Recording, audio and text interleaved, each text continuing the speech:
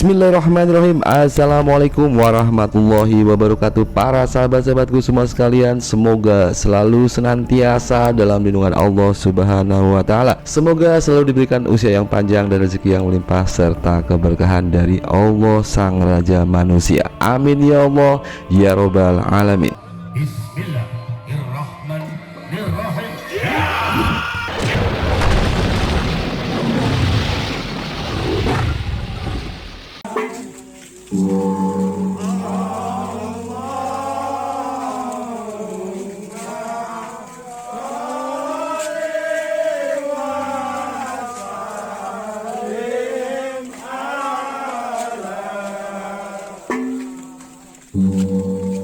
Para sahabat-sahabatku, pada kesempatan video kali ini saya akan membahas tentang kisah waliullah dari kotanya para wali, yaitu kota Cirebon. Ada seorang waliullah dan ulama besar, tokoh pensiar agama Islam di tanah Cirebon, yang mana beliau mampu menaklukkan siluman naga raksasa yang meresahkan warga. Beliau adalah Ki Buyut Muji. Nama asli Ki Buyut Muji adalah Syekh Muhyiddin atau Syekh Abdul Muhyi atau Pangeran Abdul Hamid. Ada beberapa versi tentang sejarah Ki Buyut Muji ini, dan ada yang mengatakan bahwa beliau adalah putra dari Pangeran Satarengga.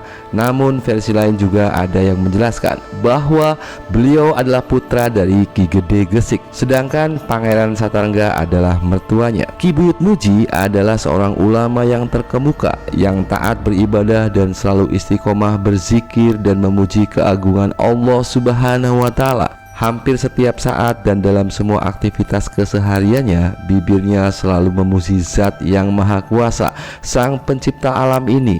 Dan karena aktivitas beliau yang selalu berzikir dan memuji Tuhan setiap saat inilah, sehingga masyarakat menjulukinya dengan nama Ki Buyut Muji, yang artinya orang yang selalu memuji Tuhan. Selain ahli di bidang ilmu agama Islam, beliau juga merupakan seorang ahli tarekat yang memiliki banyak sekali murid. Banyak murid-murid didikannya yang menjadi orang besar dan terkenal, seperti Ki Bagus Rangin, Pangeran Suryanegara, dan Pangeran Jayanegara, dan juga serta banyak para pejuang-pejuang Cirebon dalam melawan penjajah Belanda di pertempuran Kedondong, yang rata-rata mereka adalah murid-murid beliau.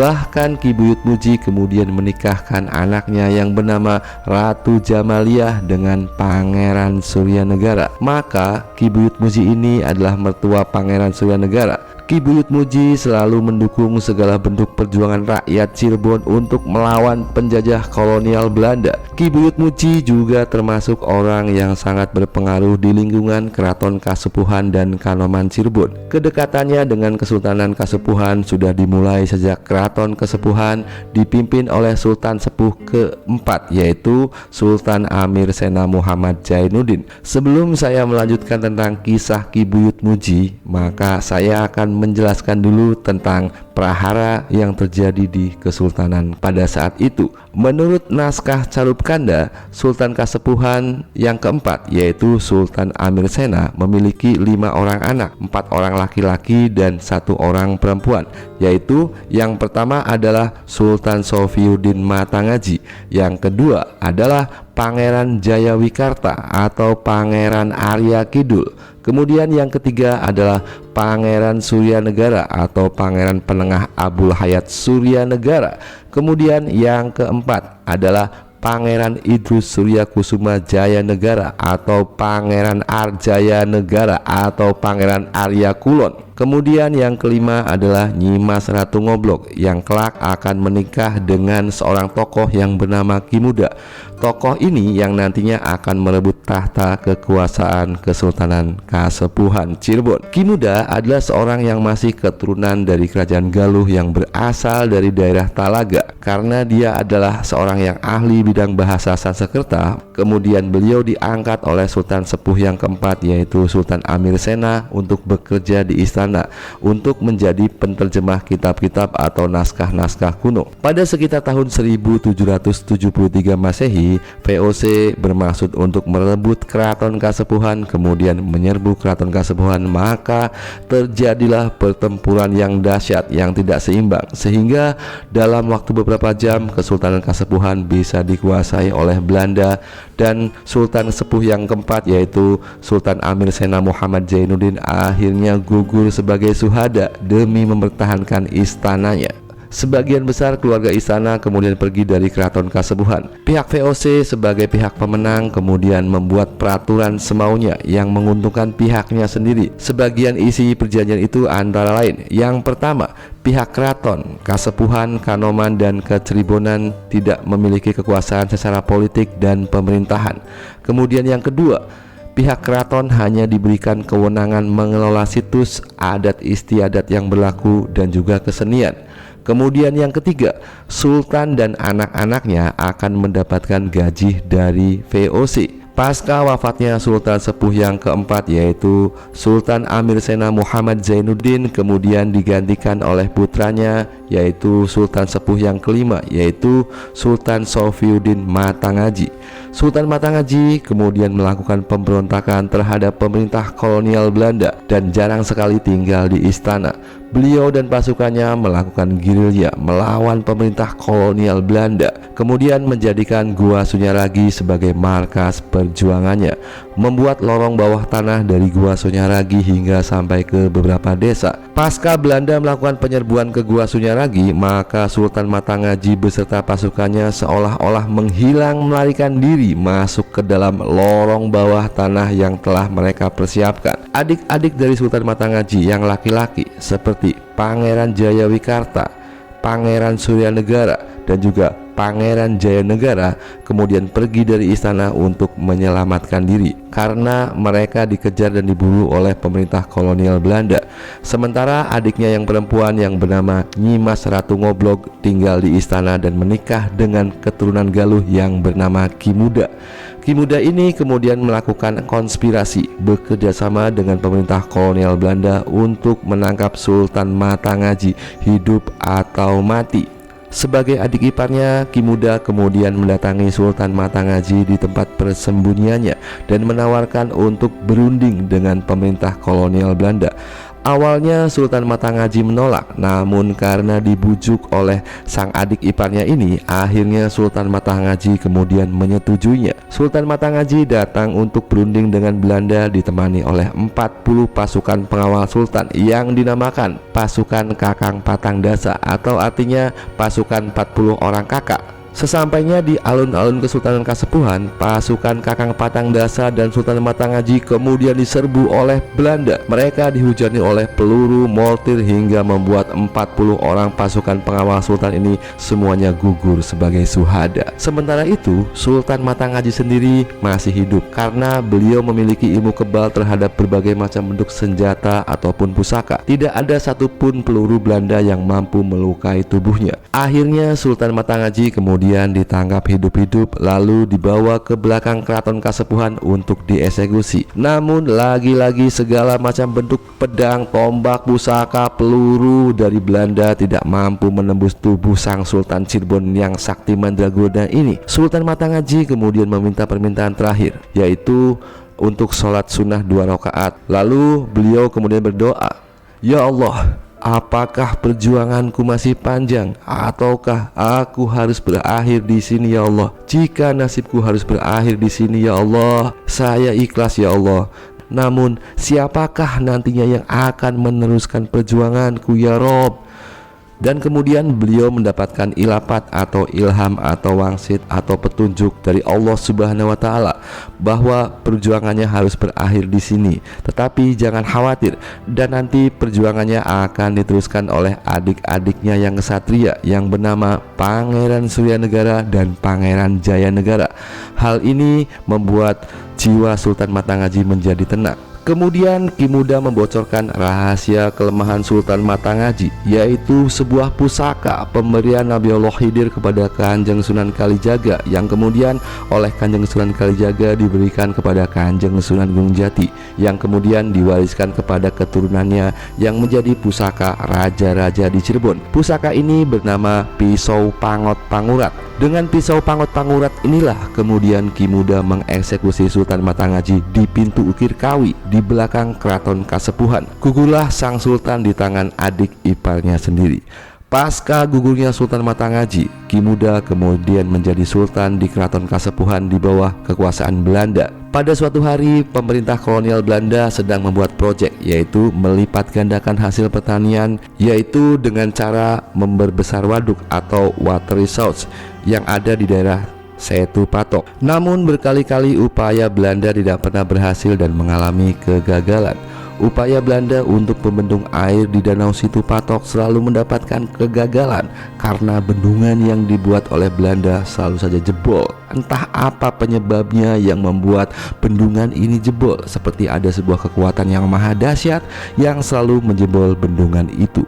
Berkali-kali Belanda kemudian mendatangkan tenaga ahli, namun tetap saja dam yang dibuat sekokoh apapun itu selalu saja jebol, sehingga membuat banyak rumah penduduk yang tak berdosa yang tenggelam karena jebolnya bendungan ini. Pemerintah kolonial Belanda yang sudah habis akal ini kemudian meminta bantuan Sultan Kasepuhan untuk dapat mengatasi masalah ini. Sultan Kasepuhan sudah mengetahui bahwa ada seorang kiai yang sakti mandraguna yang berilmu sangat tinggi yang bernama Ki Buyut Muji. Kemudian Sultan Kasepuhan memanggil Ki Buyut Muji dan meminta bantuan Ki Buyut Muji untuk mencari tahu penyebab bobolnya tanggul waduk Situ Patok tersebut. Kemudian pada suatu malam dengan ditemani oleh asistennya yang bernama Ki Buyut Kasih, mereka kemudian pergi ke Danau Setu Patok untuk menyelidiki apa penyebab yang membuat tanggul yang begitu kokoh itu selalu saja jebol.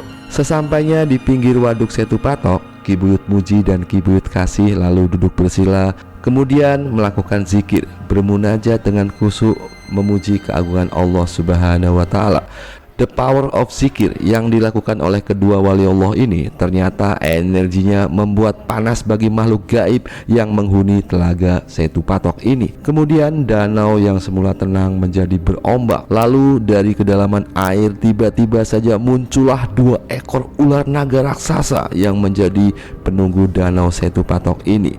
Merasa terganggu dengan keberadaan Ki Buyut Muji dan Ki Buyut Kasih, maka kedua ular naga ini kemudian langsung saja menyerang mereka. Ki Buyut Muji yang semula duduk bersila kini berdiri. Dengan karomah yang diberikan oleh Allah Subhanahu wa Ta'ala, beliau kemudian mampu mengalahkan kedua ular naga raksasa ini. Makhluk raksasa penghuni danau Setu Patok ini kemudian terlempar dan kelojotan kepanasan. Air yang semula dingin menjadi terasa sangat panas seperti mendidih, hingga akhirnya mereka kemudian menyerah.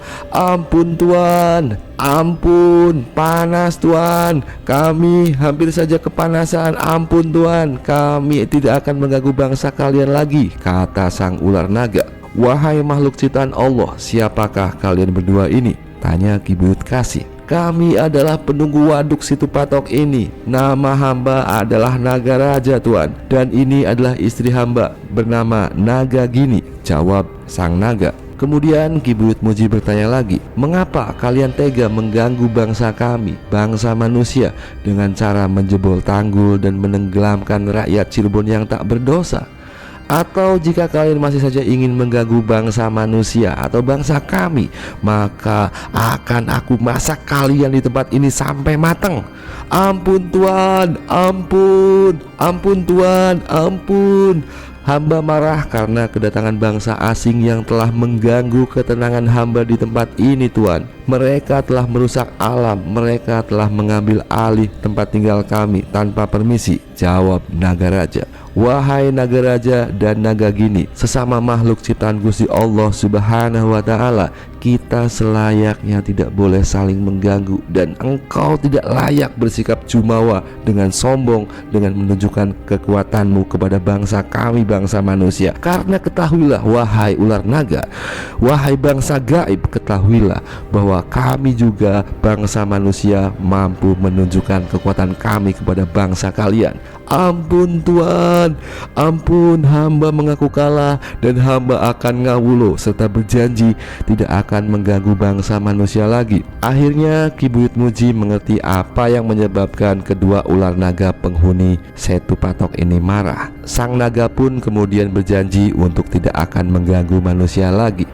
Baiklah, aku memaafkan kalian, tetapi kalian harus ikut kami menghadap Sultan Kasepuhan untuk mempertanggungjawabkan perbuatan kalian. Sebagai bukti bahwa Ki Buyut Muji telah melaksanakan tugasnya, lalu Ki Buyut Muji akan membawa kedua naga ini ke hadapan Sultan Kasepuhan. Namun karena tubuh mereka begitu besarnya, tentunya keberadaan mereka akan menghebohkan rakyat Cirebon dan sekitarnya jika mereka dibawa dalam keadaan yang aslinya. Kemudian Ki Buyut Muji berdoa, bermunajat kepada Allah Subhanahu wa Ta'ala. Tiba-tiba saja keajaiban pun terjadi. Tubuh kedua ular naga raksasa itu kemudian perlahan mengecil dan mengecil sampai sebesar jari manis.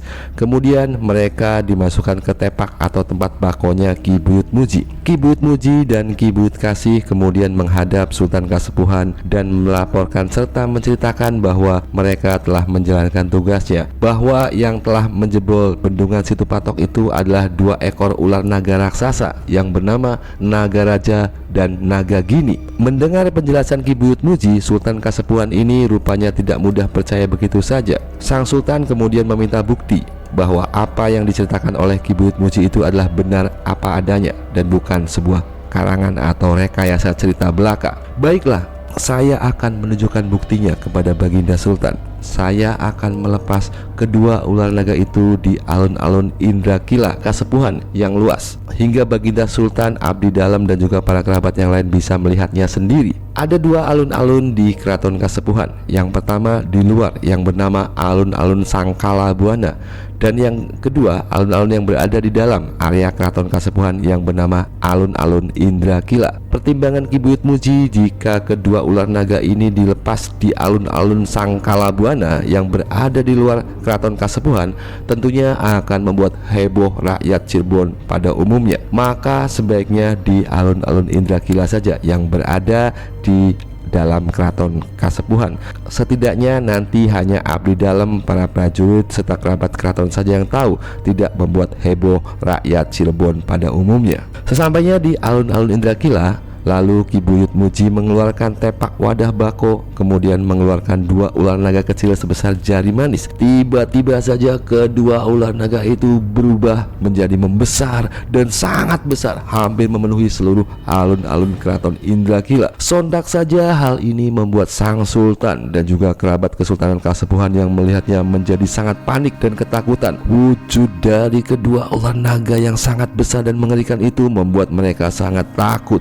Mereka takut nanti ular naga yang besar itu akan menghancurkan bangunan yang ada di kerajaan atau keraton Kasepuhan. Cukup gitu Ji, cukup. Kami sudah melihatnya sendiri. Kami percaya dengan apa yang kau ceritakan. Sekarang cepat engkau kecilkan kembali kedua ular naga itu agar mereka tidak merusak bangunan Keraton Kasepuhan ini. Baiklah Gusti, hamba akan mengecilkan dan menyimpannya kembali. Ki Buyut Muji kemudian mengecilkan kembali kedua ular naga itu, lalu memasukkannya kembali ke tepak wadah bakonya. Wahai Ki Tuji, adakah hal lain yang ingin engkau sampaikan terkait dengan kedua ular naga itu? Tanya sang sultan.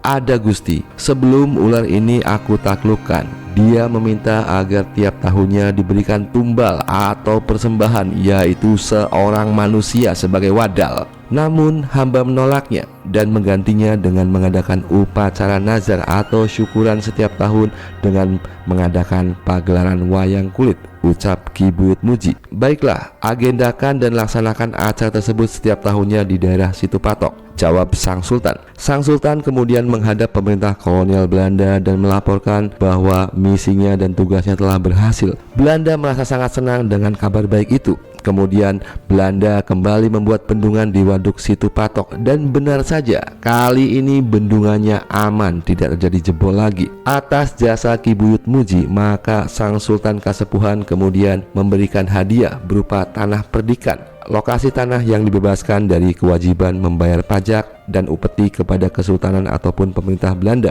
Tanah pemberian Sultan Kasepuhan ini dinamakan Tanah Rancang. Tanah Rancang terdiri dari 1. Rancang luasnya dahulu adalah sepanjang sisi selatan Jalan Raya Cirebon Bandung dari Desa Dawan hingga Desa Kedung Dawa. Kemudian sekarang hanya 1 blok. Nama ini tercantum pada salah satu blok di Desa Dawan. 2. Rancang Kawat sekarang masuk wilayah Desa Kemlaka dan tempat itu dipakai sebagai kuburan umum.